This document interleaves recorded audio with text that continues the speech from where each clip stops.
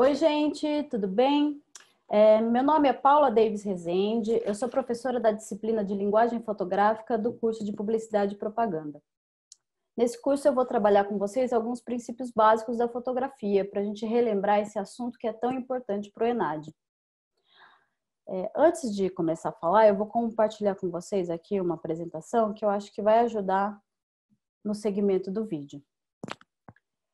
Aqui nesse vídeo nós vamos falar do triângulo de exposição, que engloba os 3 pilares da fotografia. A gente precisa dominar esses 3 pilares para fazer uma fotografia bacana. Antes de entrar exatamente nos pilares, é bom a gente lembrar o que é a fotografia. É a forma de produzir imagens através de exposição de uma superfície sensível à luz. Então, quando eu penso em fotografar, em fazer uma fotografia bacana, basicamente eu tenho que controlar a quantidade de luz que entra na câmera e que bate na superfície sensível. E aí entra o triângulo de exposição, esses 3 pilares. Para controlar a quantidade de luz, eu tenho disponível o ISO, a abertura do diafragma e a velocidade do obturador. E cada um influencia no outro. Por que é tão importante essas escolhas? Porque cada uma delas tem uma consequência estética. Então a gente não pode escolher aleatoriamente, porque isso vai mudar a forma com que a nossa imagem é formada. O primeiro pilar...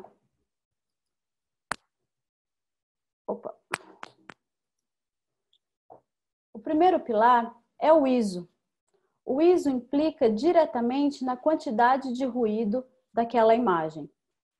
O ISO representa a sensibilidade daquela superfície sensível.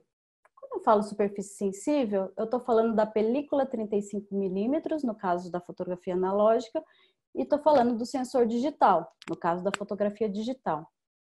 Então, o ISO, ele informa a quantidade de luz necessária para capturar e formar aquela imagem. Então, por exemplo, se eu tenho um ISO 200, um ISO 100, que é um ISO baixo, isso significa que eu preciso de uma maior quantidade de luz para que aquela imagem fique boa. Então, para fotografar com ISO 100, eu preciso estar num ambiente bem claro. Por exemplo, a praia, um dia de sol. Isso implica numa imagem mais límpida, sem granulação, sem ruído. Agora, se eu vou fotografar à noite, eu preciso de um ISO maior, eu preciso de uma maior sensibilidade da minha superfície sensível, porque eu tenho menos luz disponível.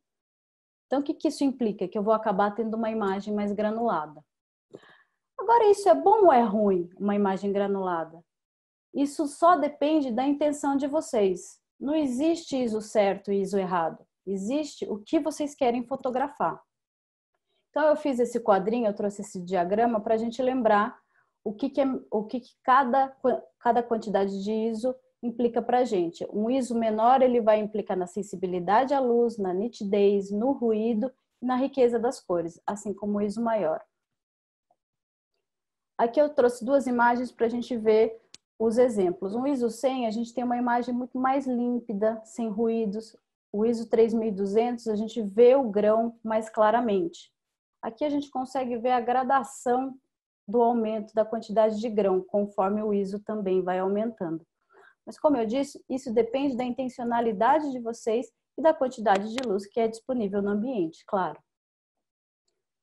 O segundo pilar desse triângulo de exposição é a abertura do diafragma, que também é outra forma da gente controlar a quantidade de luz que entra e bate na superfície sensível. A abertura do diafragma vai implicar diretamente na profundidade de campo. Então, quando eu falo em abertura do diafragma, eu estou falando do diâmetro da entrada de luz dessa objetiva fotográfica. Então, se eu tenho um diâmetro maior, eu tenho uma profundidade de campo menor. E se eu tenho um diâmetro menor, eu tenho uma menor entrada de luz, eu consigo ter uma profundidade de campo maior. Esse diâmetro do diafragma é medido em f-stops, e quanto maior o número de f-stop, menor o diâmetro, e vice-versa. Quanto menor o f-stop, maior o diâmetro. Aqui eu trouxe um diagrama da profundidade de campo para a gente entender exatamente o que é isso. Se eu tenho um f-stop de 2,8, que é um f-stop, na verdade, bem grande, que permite bastante luz entrar, eu vou ter uma área de nitidez mais curta.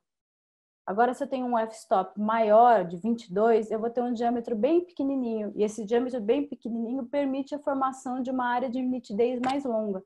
Então, por exemplo, se eu vou fazer uma fotografia de natureza, é muito legal que eu tenha uma profundidade de campo maior.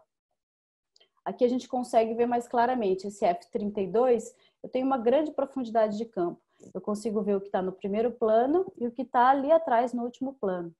Ao contrário do 2,8, que é um diafragma bem mais aberto, então a gente tem uma área de nitidez bem curta. O que é interessante, por exemplo, para retrato, quando a gente quer focalizar exatamente no rosto de uma pessoa, e a gente pode desfocar todo o resto da foto, que o que importa de fato é o retrato da pessoa.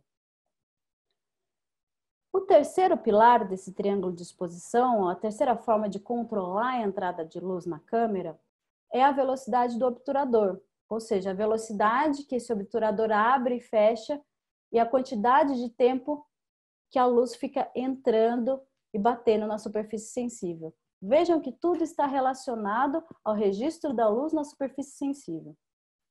Então, se a gente está falando de tempo, a gente está falando de segundos. Essa velocidade ela é medida por segundos, né? A consequência da velocidade do obturador é uma imagem ou mais em movimento ou uma imagem que congela exatamente aquele instante. Então, por exemplo, se eu tiver uma velocidade de 2 segundos, é uma velocidade grande, uma velocidade, aliás, é um tempo grande, a luz entra por mais tempo naquela superfície sensível, eu tenho uma imagem que ela é mais borrada. Se eu tenho uma velocidade mais rápida, 1.4, 1.8, 1.15, 1.30, conforme ela vai ficando mais rápida, eu vou conseguindo congelar melhor esse momento. Eu trouxe esse diagrama aqui para vocês terem uma ideia. Aqui a gente tem marcado 1.30, que é a velocidade de segurança. Então, uma velocidade mais lenta que 1.30 vai exigir o uso de tripé, porque senão a gente vai tremer essa imagem. Aqui eu fiz um resuminho para vocês. Uma velocidade mais lenta permite que a luz entre por mais tempo, a luz entra continuamente e vai resultar num movimento borrado. Uma velocidade mais rápida implica no menor tempo de entrada de luz e resulta numa imagem congelada. Por exemplo, essa imagem, a gente tem exatamente o momento que o pingo está pulando do copo, sem nenhum movimento borrado, é uma imagem que está congelada. Então, provavelmente, a gente usou uma velocidade bem rápida aqui, deve ter sido 1/1000, 1/2000. Já nessa imagem, a gente tem uma imagem que tem um rastro de luz. Aqui a gente não tem um movimento congelado. É quase uma imagem cinematográfica, uma imagem de movimento. A gente tem vários instantes registrados na mesma imagem. Então, essa imagem provavelmente foi feita com uma velocidade menor. A luz ficou entrando por mais tempo nessa superfície sensível. Assim como o ISO e o diafragma, não existe velocidade certa nem velocidade errada. Existe a intencionalidade de vocês e o que vocês têm disponível na mão.